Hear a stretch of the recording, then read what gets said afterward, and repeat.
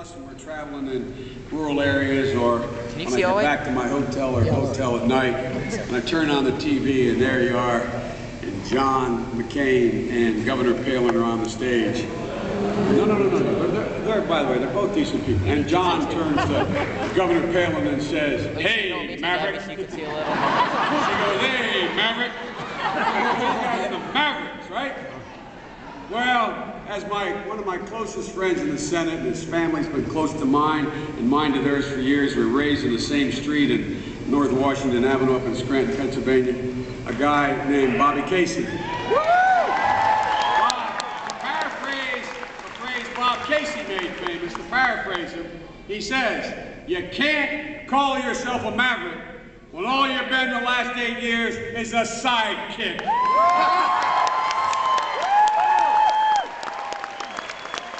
Sarah and John are George Bush's economic sidekicks.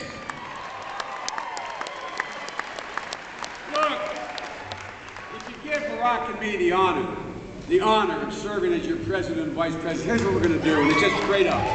It's straight up and actually as profound as it is simple. We're going to spend every waking hour during our administration, God willing, doing two things. One, restoring the middle class in America.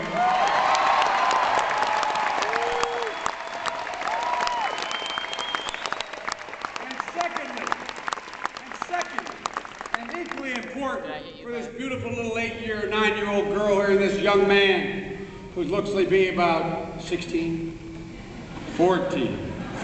years old. And that is the second thing, and I'm being deadly earnest when I say this. We have to reclaim America's respect in the world, ladies and gentlemen.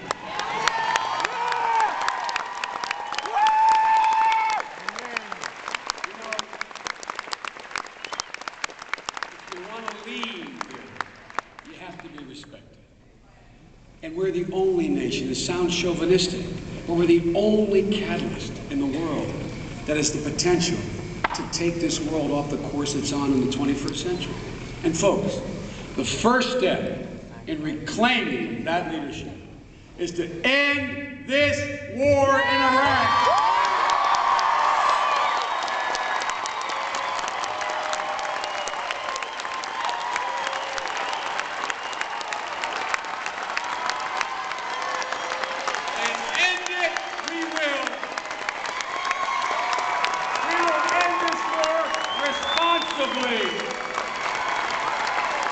By laying out a timeline to draw down American forces and transfer responsibility to the 400,000 Iraqi security forces we have already trained. Ladies and gentlemen, the fact is, that's exactly the agreement that Barack Obama talked about almost 2 years ago, that President Bush finally, after 6 years, is negotiating with Prime Minister Maliki. Ladies and gentlemen, the only odd man out right now is John McCain, literally. So ladies and gentlemen, we're going to do one more thing. We're going to do one more thing in addition to end this war. We're going to keep the only sacred commitment this nation has, and that is to protect those we send to war and care for them when they come home.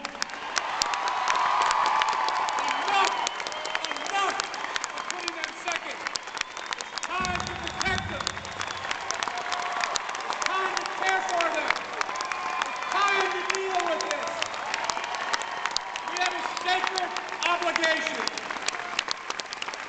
And folks, when it comes to restoring the middle class, I recognize, as Barack does, that America always does well. All Americans do well when the middle class does well. The wealthier get wealthier, the poor do better, and the middle class is the engine that fires the economy of this country.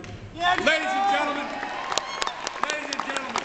to rebuild the middle class, there are certain straightforward things we must do. First, cut taxes for working people in America. Two, cut taxes for small businesses that create the jobs in America. End our dependence on foreign oil.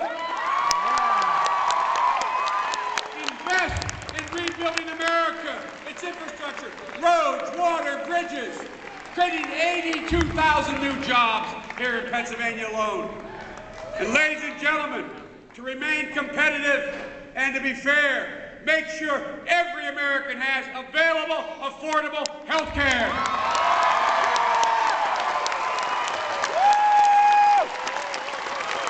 And one more very important thing, the thing that will guarantee our future. Look, folks, the passport to the middle class in the 21st century is a college education. Being denied too many people for lack of being able to afford to go to college, not for lack of ability. Here's the commitment Barack and I are going to make to you, all of you students and all future students.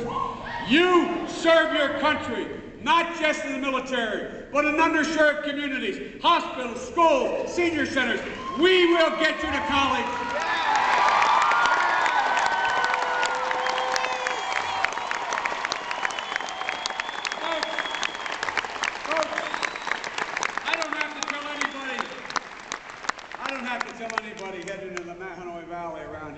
What it's really all about. I remember as a kid when I moved from Scranton, we'd drive up every weekend before, believe it or not, old as I am, before the Northeast Extension was completed, we'd go through Bethlehem. And it was brimming with jobs. Steel mills were working. People were able with a blue-collar job to live a middle-class life, to provide for their families. It's ultimately about jobs, folks. But it's about more than job being a paycheck. It's about dignity. It's about respect. It's about the difficulties tens of millions of our fellow Americans are going through, like many from here through my hometown of Scranton went through over the past 20 years. Ladies and gentlemen, when a man or woman loses their job or their home is foreclosed on, it's not just an economic crisis. It literally is an emotional crisis. It's devastating.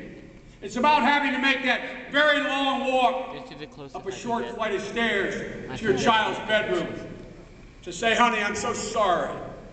I'm so sorry, but you can't go back to the same school in a month. I'm so sorry. Daddy lost his job. Or honey, foreclosure means that we can't stay in our house anymore. Ladies and gentlemen, that conversation about a job took place on North Washington Avenue in Scranton, Pennsylvania in 1953, and my dad walked up those steps. We had to move to Wilmington, and he said, I'll be back though, honey, I'll be back. Live with Grandpapa and Grandma here. I'll be back.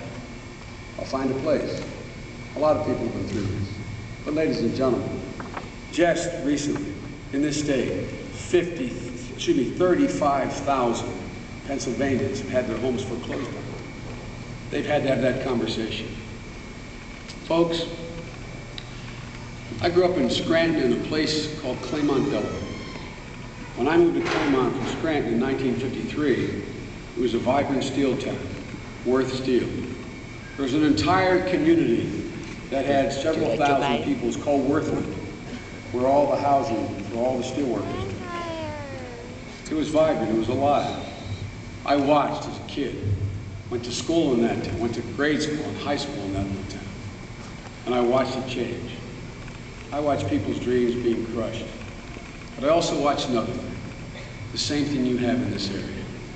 These were good, decent, hard-working people who played by the rules, did everything that was asked of them. And because of their absolute grit and determination, they made it out the other end. They made it out the other side.